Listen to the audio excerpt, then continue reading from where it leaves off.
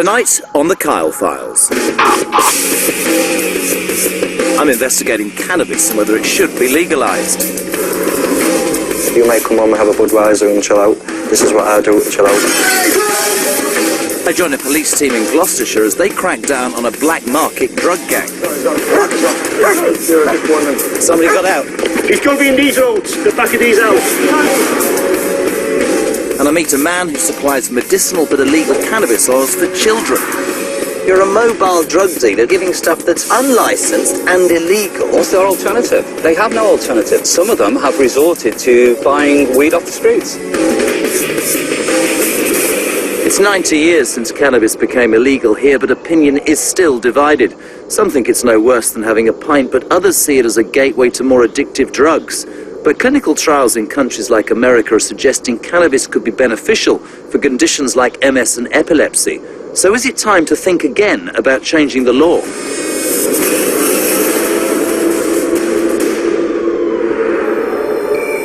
Cannabis is a naturally growing plant that's been around for thousands of years. It's most commonly known today as a psychoactive drug, causing those who smoke it to get high.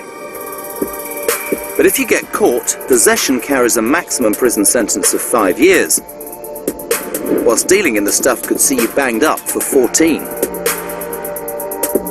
The start of this year saw recreational cannabis use legalized in California, and if we did the same, the boost to our economy from tax and money saved on policing and prosecuting could be in the region of £1.25 billion.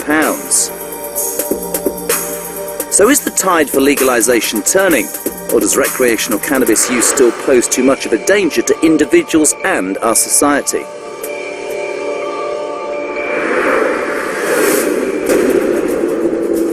So 3:30 in the morning outside Police HQ in Gloucester. They've invited us to take part today in a raid related to cannabis.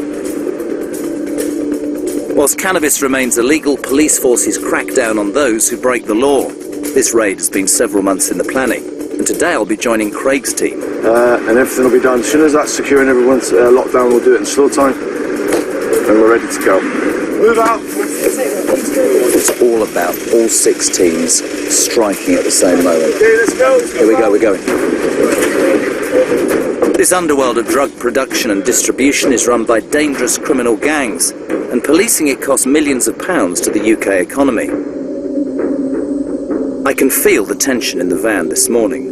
It's clear this raid is a big deal. Within minutes, we're at our first address. Ready? He's up the window! Please!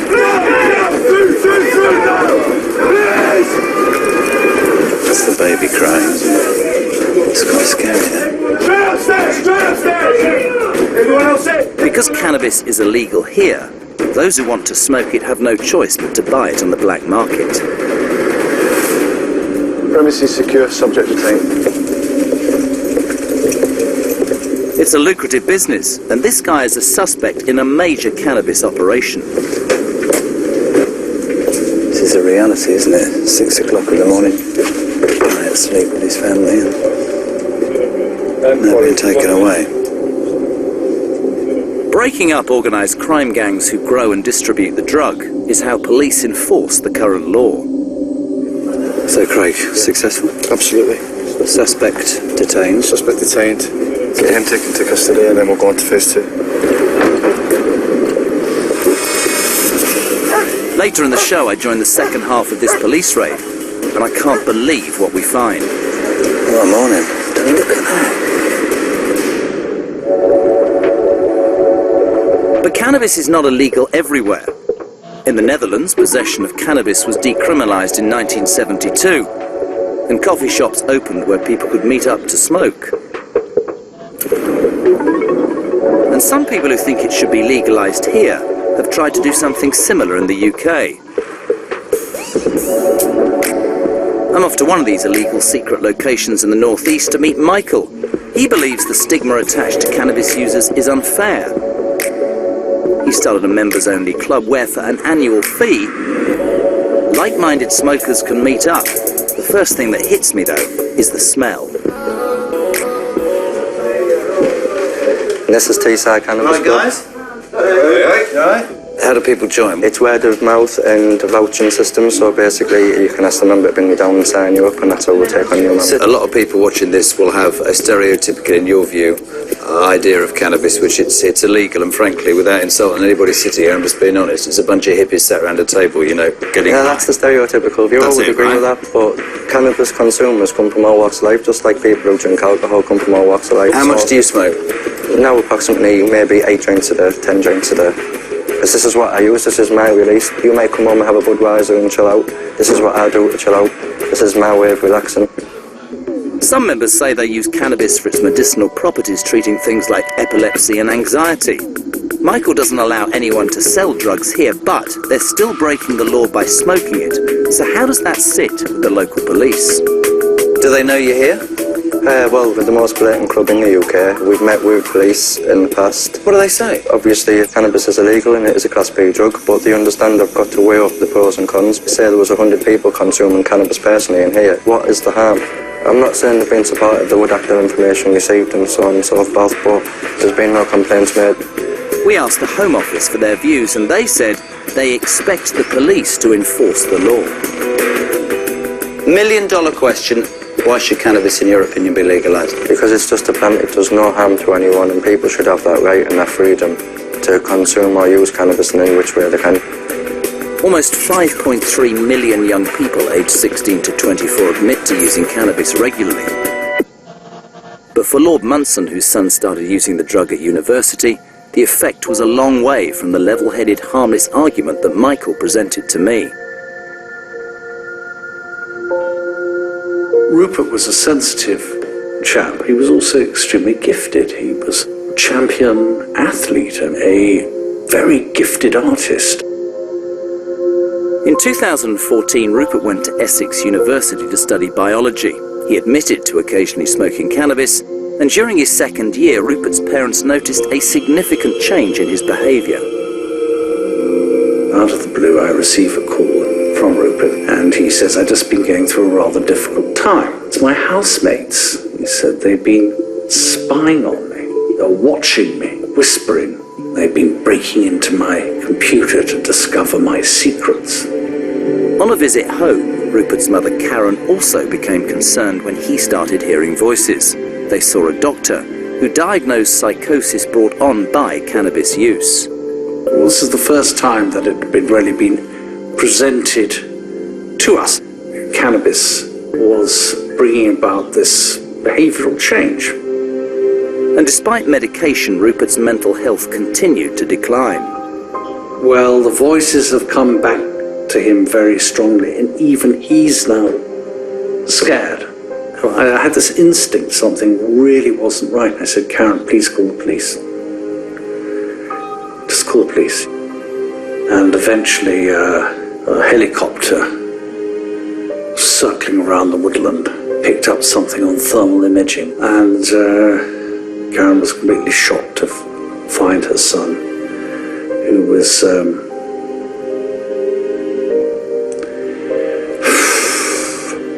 he wasn't quite dead, put it that way. And for the next 4 or 5 days, friends and family were at his hospital bedside, and Rupert died. And I overheard some doctor, another skunk casualty. Unsure what the doctor meant and how it could have contributed to his son's suicide, Lord Munson started to research skunk. Cannabis that's available on the street isn't really cannabis. And then it all made sense to me. He'd become psychologically crippled as a result. He couldn't go and function anymore as a prospering, happy human being. He'd been robbed of that.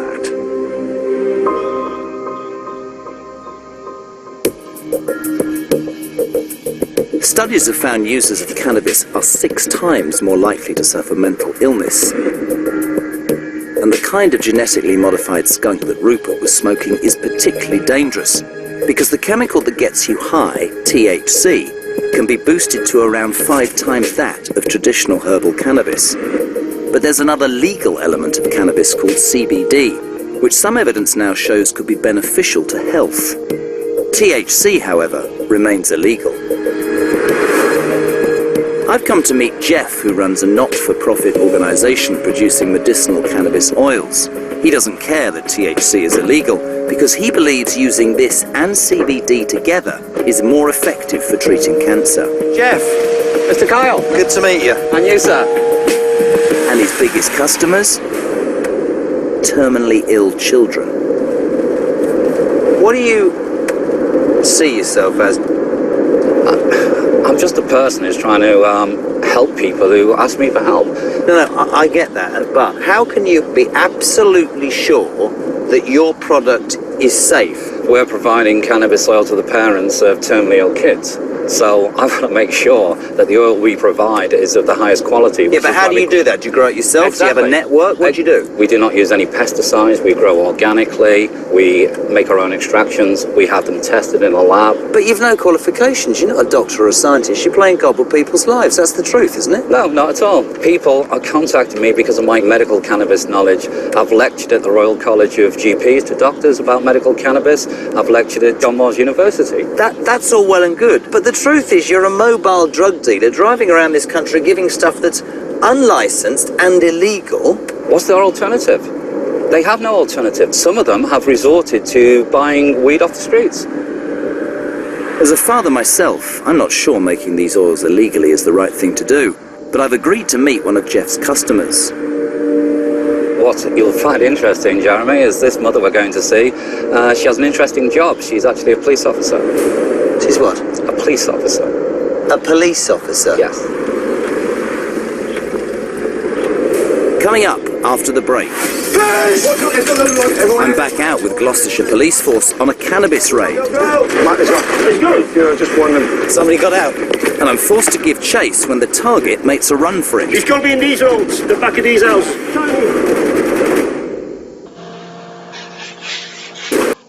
New Verilux X Series progressive lenses help seamlessly capture every detail within arm's reach and beyond. Breakthrough Extend technology extends your near vision like never before. You can see all that matters to you at all distances. New Verilux X Series. Verilux. Empower your vision. We braved the elements and left our mark. We played the game. We played it well. And everything we learned there, we brought it back. From dust to roads. And now it's your turn. New Peugeot SUV range. Never have SUVs gone so far. I've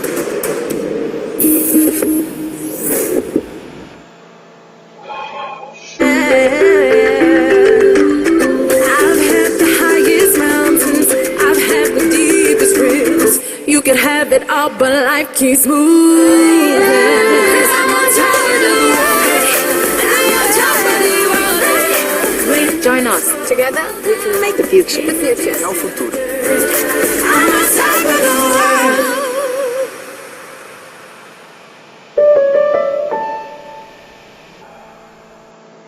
A lot of life happens on a sofa. It goes through a lot, you know.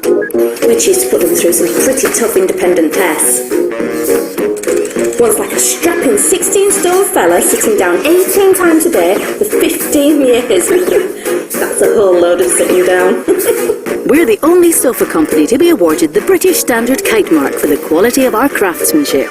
And you can get a Spring Collection sofa made to the same high standard for up to half price. DFS. It was a Thursday, 11 years ago. I can't remember saying goodbye to her. The last thing I ever said to her was, I love you. There'd been an accident. Unfortunately, your mum's been killed. She died of head injuries. Somebody had been arrested and he'd been on his phone. I grew up like 10 years in a second. Everything died on that day because that man decided to pick up his phone. There's nothing that is so important it cannot wait. Don't use your phone whilst you're driving. This is gold. She needs to be able to handle our most challenging patients. Unless, of course, you don't feel you're up to it. How's your day off? You're fired. Finally. It's perfect. Enough to make anyone fall in love. A new series of The Good Karma Hospital, this March on ITV.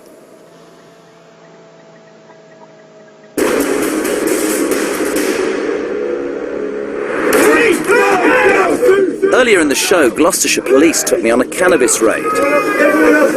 Premises secure, subject detained. And I heard from a family who paid the ultimate price when their son started smoking skunk. I overheard some doctor, he just said, another skunk casualty.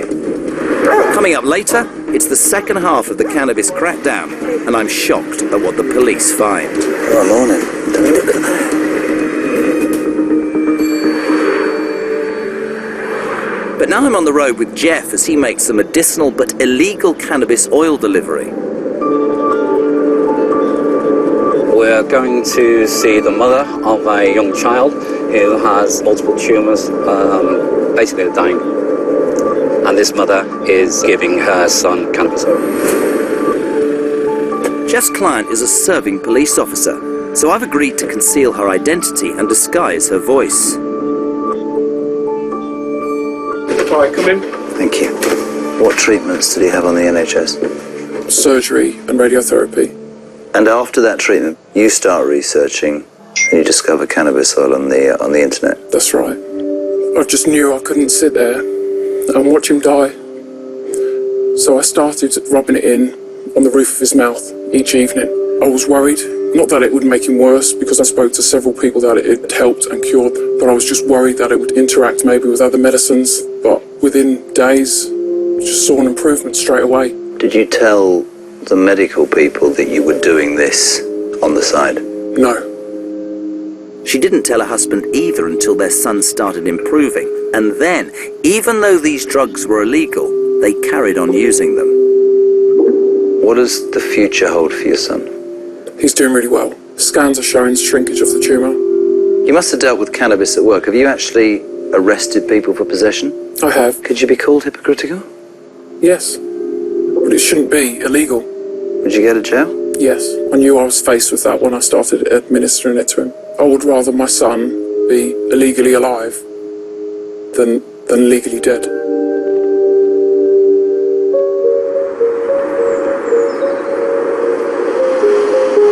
Do you know the most shocking thing about that for me? You got a mum, serving police officer, going into a hospital, giving cannabis oil that's illegal to her son. He's got terminal cancer. Her husband doesn't know. The authorities don't know.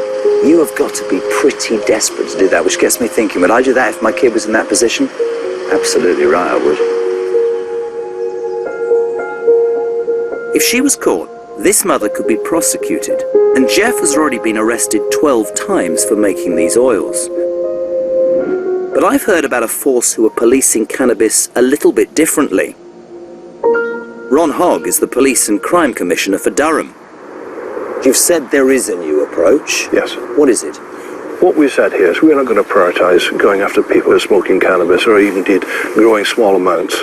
In the public or privately? Privately, we're not really that interested. Publicly, we're not too keen on that, and we're quite clear about that. We really think that we've got better things to do by focusing on the dealers. Because at that point, your resources will cut it off at source. Is that what you're saying? Absolutely so. Should cannabis be legalised? Nope, I don't think legalisation is the answer. My route is to look at decriminalising personal use, personal possession, and then work with those individuals for any treatment.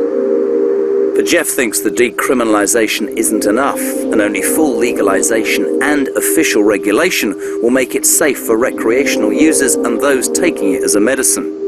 He claims that prohibition actually does more harm than good. We're seeing kids losing likely future prospects work-wise because they've got a conviction for a joint, for God's sake. So let's legalise cannabis, regulate it so that when consumers go into a regulated outlet, like they do when they go into a pub, they know that all the choices of weed they have, everyone's been tested, it's been grown organically, and it'll be labelled. That's the important thing. Imagine going into a pub and all the bottles of alcohol, there's no ABV on it. You wouldn't know whether you're drinking whiskey or you're having a shandy. In a regulated market with the 5,000 varieties of cannabis, we can offer the consumer a choice and educate them. And they're not playing Russian roulette like they would be under prohibition of alcohol. Nicholas Munson thinks a regulated market could have saved his son Rupert, who took his own life after smoking skunk.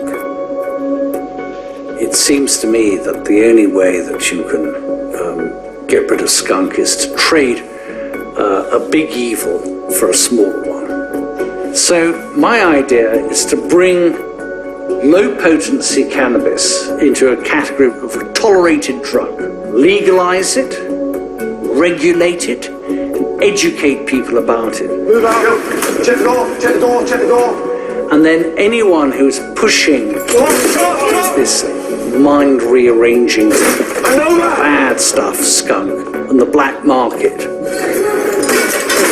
they should be dealt with very harshly by the law.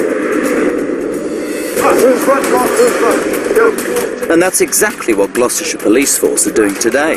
The prohibition of cannabis is also what fuels underground drug production. I'm with one of 6 teams raiding cannabis farms set up in houses. But as they break the door down,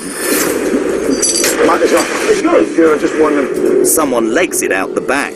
Somebody got out. He's got to be in these holes, the back of these houses. Yeah, tiny.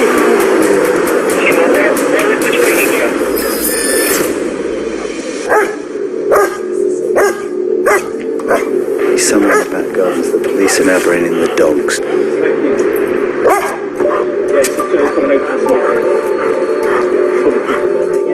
While the team continue the search, I want to know exactly what they're running from, so I've come back to the house. Craig, can I grab a minute? Is that all right? Yeah. This is unbelievable. We've got at least 5, potentially 6 rooms, exactly like that, yeah. That's unbelievable. That will be a big haul, right, for you guys? Yeah, and if you think how many other houses we've got with the same setup this morning, it's quite considerable. It's unbelievable. I know you've got lots to do operationally, so we'll let you get on, but I'm just absolutely amazed by that. Thanks, mate. Just extraordinary. And I guess the thing is, you'd just be living in your house and you wouldn't know next door that every room is crammed. I mean, look at that. Whilst cannabis is illegal, production and distribution is forced into these residential farms that could be in any street, anywhere in the country. We asked the Home Office to comment on the issues we've raised, and this is what they said. This government has no plans to legalise cannabis. They recognise that people with chronic pain and debilitating illnesses are looking to alleviate their symptoms. But there is clear scientific and medical evidence that cannabis is a harmful drug. And in its raw form, cannabis has no recognised medicinal benefits in the UK. But they will consider issuing a licence to enable trials of new medicines, providing they comply with appropriate ethical approvals. Craig's team are documenting evidence, and I've been given the all-clear to go inside the house. Set up one. Sleep in here, you watch. So sleep's here? Yeah, that's his mobile phone, he's left his mobile phone, so we'll get everything we need of that. Organised crime groups often traffic vulnerable people from abroad to manage production, and they can be treated terribly. The profits from black market cannabis often fund production of other, more addictive drugs, like heroin and crack cocaine. How long would something like this take to set up, Craig? Weeks. Is this would this be big scale? This is big scale, yeah. This is big scale. That's just one room? Yeah. Even bigger room here, yeah? That once was a bathroom, but that's the way it's all set up. There must be, what, 100 plants in here? I'll go way more. Any idea off the top of your head about street values? About £100,000 worth, give or take. 100 grand in a small terrace house. It's unbelievable. Following these raids, 10 men were charged and 6 large cannabis farms dismantled. The man arrested earlier is awaiting trial for conspiracy to supply and produce a Class B drug. So, Craig, end of the day for us, I know you've got lots more to do. Thank you to you and the whole team, really, the whole force. Successful? Yeah, very, very successful. I mean, this is extraordinary. Will live in my memory, that light and the way that they've used that house. But this is just, you know, tip of the iceberg, I guess. Yeah, hugely, yeah. Got a lot more work to be done, but everything's gone really well, and this is the same across the board today. All these addresses are exactly the same setup. Well, you guys have been amazing. I know you're busy and everything, but thank you from us. Pleasure. Okay. All right, buddy. Thanks a lot. Really interesting day. I mean, you know, we set off at 4 o'clock this morning, didn't know what to expect. All suspects arrested, 6 cannabis farms, as they call them, raided. And you just look at that, right? We're in a street anywhere in the UK. 50 yards across that way is a school. It's a house. The screens. £100,000 worth of cannabis plants. 100 plants. The neighbours have no idea. People are coming out going, what? That's going on all the time. The guys have got work to do, but yeah, fascinating yet worrying morning. I thought that cannabis was a dangerous drug that should remain illegal, but after meeting people using it medicinally, it made me question whether I would do the same. We might not yet have enough proof about its health benefits, but one thing's for sure. Whilst it's illegal, it's being made in underground farms by criminals who don't care that skunk is causing psychosis because it makes them more money than the low-potency stuff. Making this program has made me realise that the illegal drug trade is massive and cannabis is just the tip of the iceberg. Listen, at the moment I'm going to detain you for a search and there's a misuse of drugs act. You want that? You vomited on you?